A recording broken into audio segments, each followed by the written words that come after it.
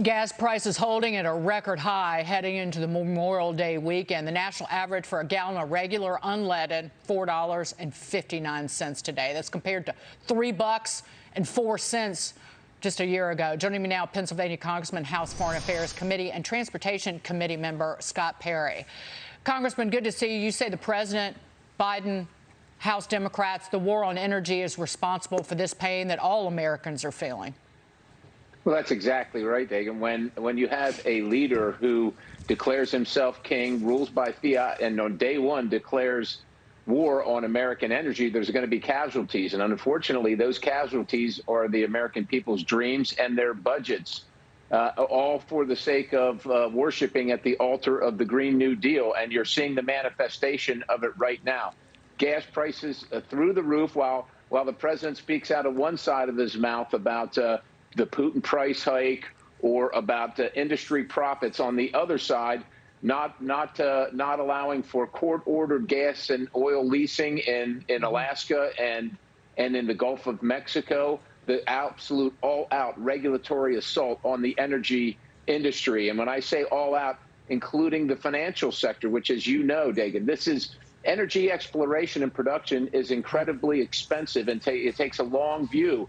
And when they're going to be vilified, when the companies are going to be vilified and starved of financing, the rest of the world knows that they're not going to invest because there's no return on it, and prices are going to go through the roof. It's not just oil and gas, it's electricity. We're going to have blackouts and brownouts coming across the country, not just in California, Texas. ERCOT has already announced them.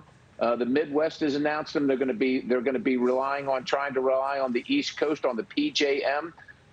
Energy prices that you can't afford for energy that you can't get, whether it's driving to work or whether it's air conditioning your home. This is all by design. We've been saying it for years. This is all by design, and it's unnecessary, policy driven by the extreme radical far left environmentalist movement.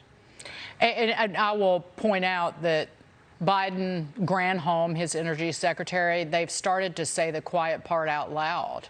The pain is the point, to paraphrase or repeat what Katie Pavlich has said over and over again. The high prices are the only thing that will make an electric vehicle or make alternative energy sources economically feasible, financially feasible, is sky-high fossil fuel prices. Yeah, that's exactly right. It is by design. They want to push you to electric vehicles at the same time reducing generating capacity across the grid. So there's another sinister part of this. It's not only to move you to electric vehicles, but then it's to limit your choices and ability to drive, to go where you want, when you want, and charge when you want. Right now, they can't do that under the current paradigm of you being able to go to the gas station or get diesel, but they will be able to when they can shut your car off or disallow you to charge based on the grid requirements and smart metering. That's the future unless we change course pretty directly here. They've gone to war on fossil fuels. That also includes natural gas producers. Yeah. And our electricity generators account for more than a third, or 37%, of natural gas demand in the U.S. So what are you doing? You're also sending people's electricity prices up and making the grid, as you said, more unreliable. The Biden administration will start allowing migrants to apply for asylum under a new system. This starts next week. Under the new process, U.S. Citizenship and Immigration Services officers will hear asylum cases for migrants placed into expedited removal instead of immigration judges. Senate Republicans attempted to block that rule yesterday, the vote failing despite picking up some support of moderate Democrat Senator Joe Manchin.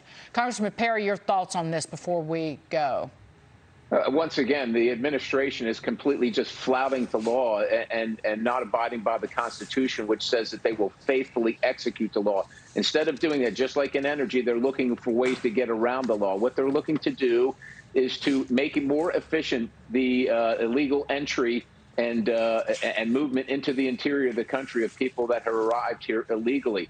People that claim asylum need to do so in the first country which they seek. And if it's Mexico, that's where they should seek asylum. All they're doing is traveling through Mexico, coming to the United States, into the interior of the United States. The administration is just going to make that much easier and expedite that process. That's what's happening here. Congressman Scott Perry, thank you for being here. Have a wonderful weekend. Thank you. God bless you.